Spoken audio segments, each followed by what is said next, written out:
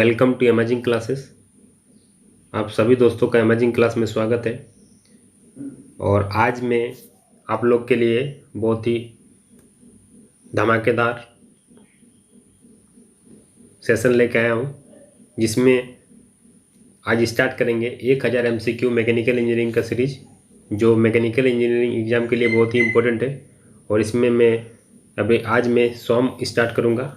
उसी तरह मैं टारगेट रखा हूँ कि हर सब्जेक्ट का 100 क्वेश्चन डिस्कस करूँगा। पर लेक्चर में 20 क्वेश्चन लेके आऊँगा और सभी को अच्छे से डिस्कस करूँगा।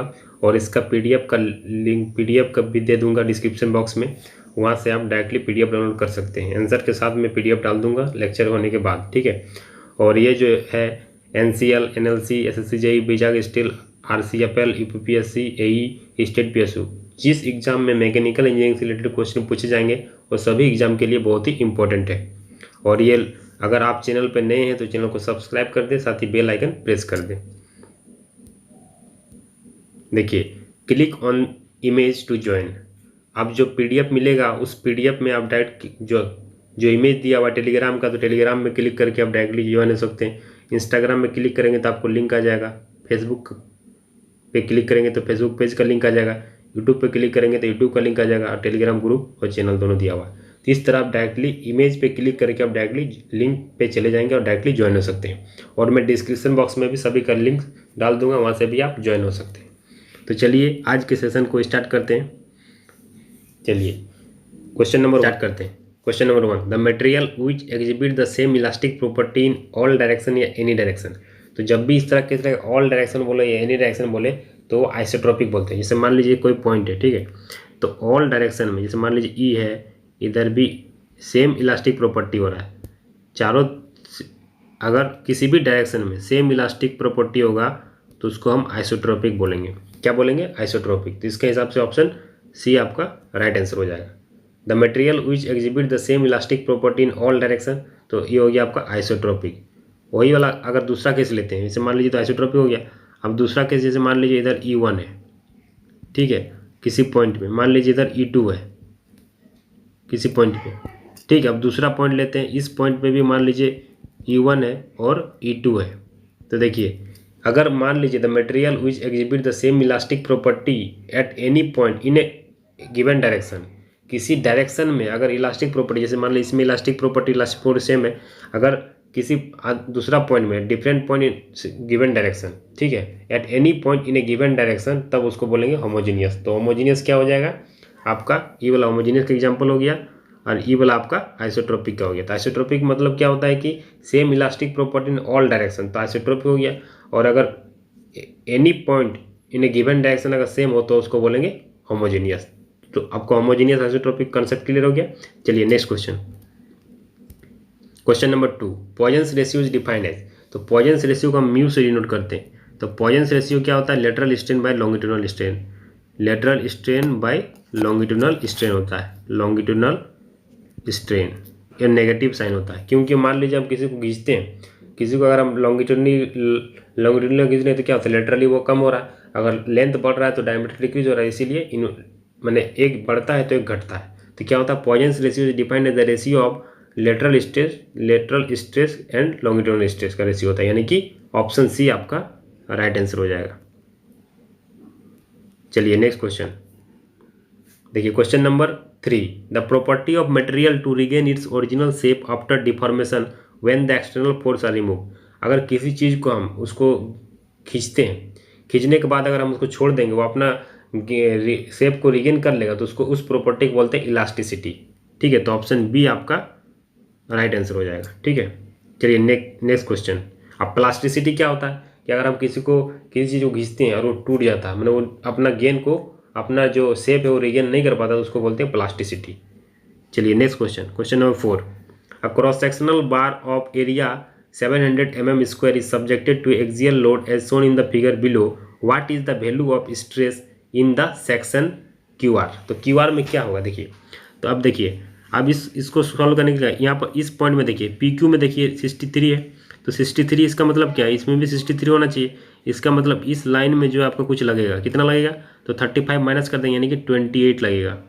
28 किलो न्यूटन आपका इधर लगेगा इस लाइन के अलोंग, ठीक है। जिस तरह 35 लग रहा है उसी तरह 28, क्योंकि इसको बैलेंस करना है दोनों को। 63 किलोमीटर है तो इसको भी 63 किलोमीटर करना पड़ेगा, क्योंकि ये मान लीजिए कोई सेक्शन है तो सेक्शन में तो इक्वली लगना चाहिए ना, ठीक है, और इक्वल में होना चाहिए। सेम कंडीशन अगर इसमें देखते हैं तो इसमें क्या होगा, 21 है, इसका मतलब क्या है, इसमें 21 है, यानी कि इसमें कुछ आपको माइनस करना पड़ेगा, इसमें इस तरह के लगेगा इधर से, ठीक है। तो 21 इधर लग रहा है 41, यानी कि इधर से भी 28 लगेगा। अभी दोनों को जोड़िएगा तो इसको माइनस करेंगे तो 21 हो जाएगा। इसका मतलब हमको पी क्यू पे निकालना था, तो पी क्यू का जो होगा कंप्रेसिव इन नेचर होगा, तो 28 इधर से भी लग रहा है, इधर से भी 28 न्यूटन लग रहा है, किलो न्यूटन लग रहा है। लेकिन इसमें पूछा नहीं, ये तो कंप्रेसिव है, लेकिन अगर इससे मैग्नीट्यूड पूछा है, इसीलिए अब प्लस माइनस से कोई मैटर नहीं करता है। लेकिन अगर एग्जैक्टली नेगेटिव में इसका वैल्यू आएगा तो आपको पूछा क्या है, वैल्यू स्ट्रेस क्या होगा। तो स्ट्रेस जो होता है, स्ट्रेस जो होता है, स्ट्रेस क्या होगा, load upon cross sectional area, cross sectional area, ठीक है। तो लोड कितना दिया हुआ है, लोड कितना है, तो लोड आपका 28 किलो न्यूटन है, 28 इंटू 1000 न्यूटन में कन्वर्ट कर दिए। एरिया कितना है, एरिया दिया है 700 mm, 10 कैंसिल हो गया, यानी कि 40 न्यूटन पर mm स्क्वायर, ठीक है। तो पर न्यूटन पर mm स्क्वायर क्या लिख सकते हैं, मेगा पास्कल। 1 न्यूटन पर mm स्क्वायर को लिखते हैं मेगा पास्कल, यानी कि 40 मेगा पास्कल आपका राइट आंसर हो जाएगा, 40 मेगा पास्कल। और मेगा पास्कल में पूछा है तो ऑप्शन बी आपका राइट आंसर हो जाएगा। चलिए next question, which of the following is a correct option for validation of Hooke's law in simple tension test. तो सिंपल टेंशन टेस्ट में क्या होता है, देखिए कि which of the following statement is correct, ठीक है। तो it is the ratio of maximum stress energy per unit volume, नहीं। It is the ratio of maximum strain energy per unit volume, नहीं। It is the ratio of proof resilience per unit volume. तो क्या होता है कि Hooke's law में simple tension test जो होता है उसमें क्या होता है कि it is the ratio of proof resilience per unit volume. तो ऑप्शन सी आपका राइट आंसर हो जाएगा। अब प्रूफ रेजिलियंस क्या होता है, अब देखते हैं कि प्रूफ रेजिलियंस क्या होता है।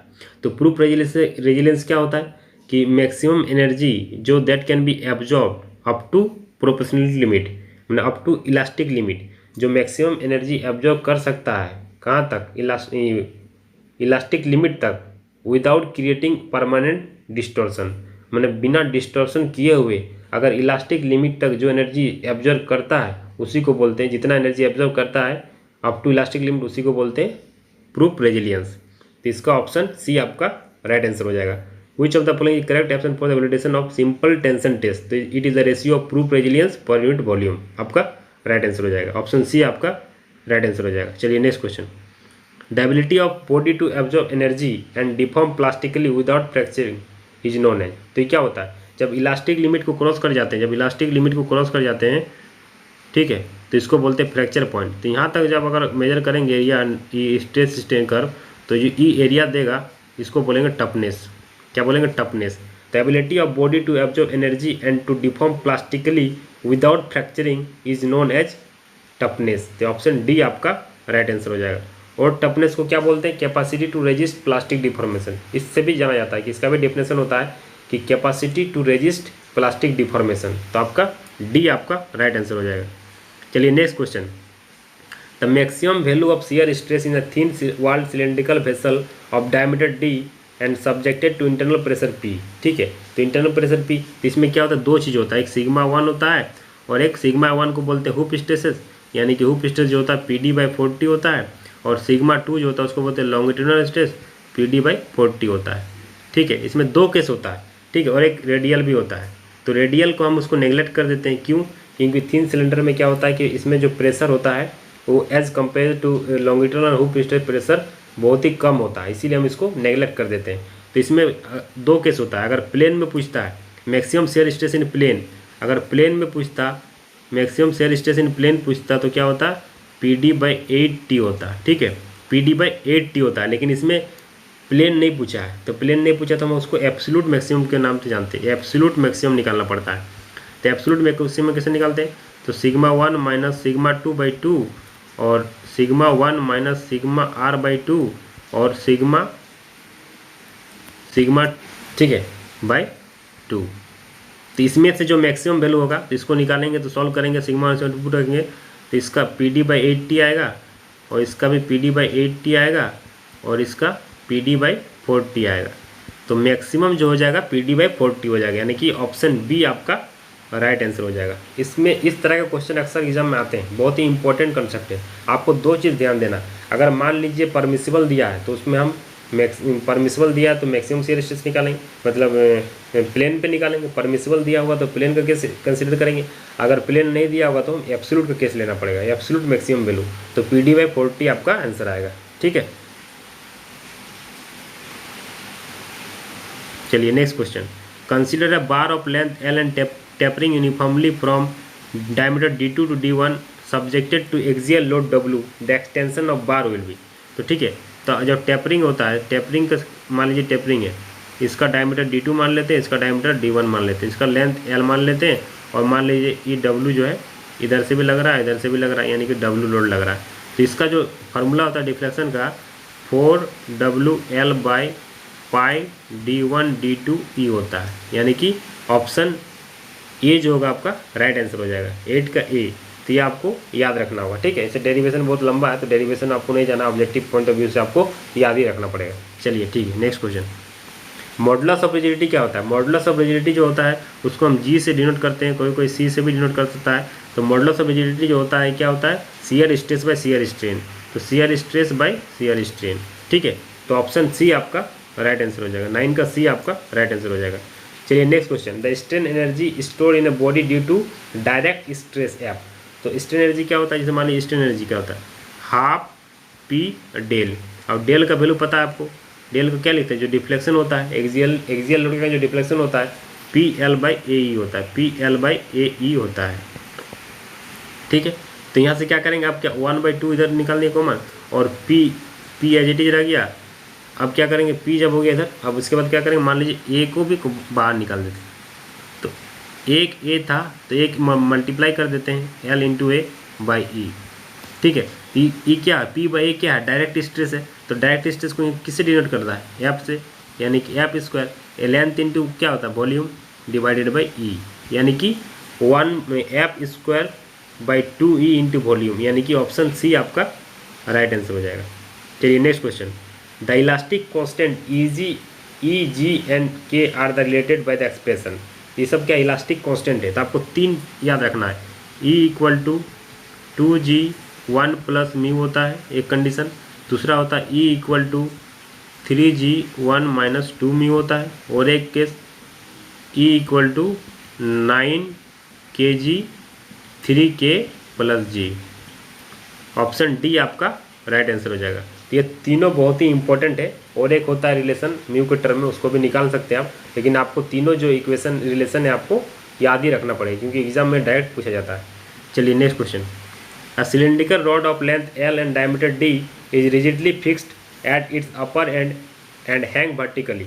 The elongation produce in the rod due to self weight. जैसे मान लीजिए कोई रॉड है, आप कोई रॉड को हम लटका दिए, इसका डायमीटर D है और लेंथ L है, तो इसको आपको याद रखना पड़ेगा कि जो इलोंगेशन होता है सेल्फ वेट के कारण क्या होता है? WL/2AE होता है, 2AE होता है। ठीक है, सेल्फ वेट के कारण जो इलोंगेशन होता है रॉड में वो WL/2AE होता है, यानी कि ऑप्शन बी आपका राइट आंसर हो जाएगा। चलिए next question. The deformation per unit length in the direction of force. अब जैसे मान लीजिए कोई रॉड है, ठीक है, तो हम इसको डिफॉर्म कर रहे हैं। जब डिफॉर्म कर रहे हैं, जिस डायरेक्शन में कर रहे हैं उसको क्या बोलते हैं? Linear strain.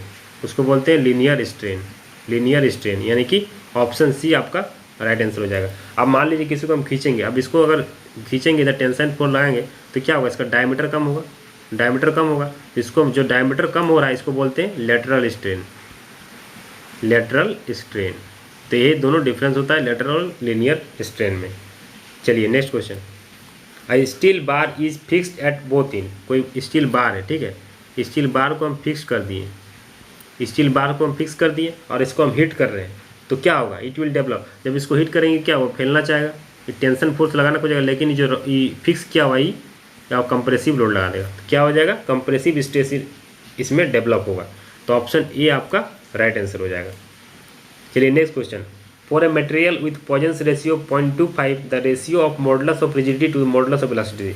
तो मॉडुलस ऑफ E = 2G1 + μ। ठीक है, तो E/G तो E/G इक्वल टू क्या आ जाएगा 1 प्लस 0.25, यानी क्या हो जाएगा 2 इंटू 1.25। अब E/G नहीं पूछा है, G/E पूछा है, तो G/E पूछा है तो G/E इसका उल्टा हो जाएगा, तो 1/2 इंटू 1.25, यानी कि इसको सॉल्व करेंगे तो 1/2.5, पॉइंट कटेगा 0 जाएगा ऊपर, और इधर आ जाएगा 5, ये 2 और इधर आ जाएगा 5, यानी कि 0.4 आपका राइट आंसर हो जाएगा, यानी कि ऑप्शन ए आपका राइट हो जाएगा। चलिए next question, stress due to change in temperature develop in a bar depend upon, ठीक है, तो किस पे डिपेंड करता है वो आपको देखना है। तो जो स्ट्रेस होता है टेम्परेचर के कारण, stress due to change in temperature, तो क्या होता है E अल्फा डेल्टा टी, ठीक है। E क्या होता है, इसको बोलते हैं कोफिशिएंट ऑफ, यहाँ पर coefficient of thermal expansion, E होता है यंग्स मॉडुलस, और चेंज इन टेम्परेचर तो किस पे डिपेंड कर रहा है, तो coefficient of thermal expansion, thermal conductivity नहीं करता, डेंसिटी भी नहीं, पॉइजन, यानी कि ऑप्शन ए आपका राइट हो जाएगा। चलिए next question, volumetric strain of rectangular body subjected to axial force in terms of linear strain E and Poisson ratio mu is equal to, ठीक है। तो आपको पता होना चाहिए कि वॉल्यूमेट्रिक स्ट्रेन जो होता है, वॉल्यूमेट्रिक स्ट्रेन क्या होता है डेल्टा V/B, तो वॉल्यूमेट्रिक स्ट्रेन के लिए sigma X plus sigma Y plus sigma Z और 1 - 2 μ/E, ठीक है, ये रिलेशन होता है। लेकिन ये रेक्टेंगल बता रहा है, rectangular body subjected to axial force, जब भी rectangular body subjected to axial force की बात करेगा तो यूनी एक्सियल का केस आ जाएगा, यूनी एक्सियल। अब यूनी एक्सियल क्या होता है, यानी कि सिग्मा एक्स को हम सिग्मा लेंगे, बाकी इसको 0 लेंगे और इसको भी 0 ले लेंगे, तो यहाँ से क्या हो जाएगा वॉल्यूमेट्रिक स्ट्रेन जो होगा क्या हो जाएगा सिग्मा 1 - 2 μ/E, और इसको क्या लिख सकते हैं stress by strain Hooke's law से, तो यहाँ पर E हो जाएगा क्या स्ट्रेन क्या दिया है लीनियर स्ट्रेन E दिया है 1 - 2 μ, यानी कि E 1 - 2 μ, ऑप्शन बी आपका राइट हो जाएगा, ऑप्शन बी आपका 17 का बी राइट हो जाएगा। चलिए next question, the property of material which enable it to resist fracture due to high impact load.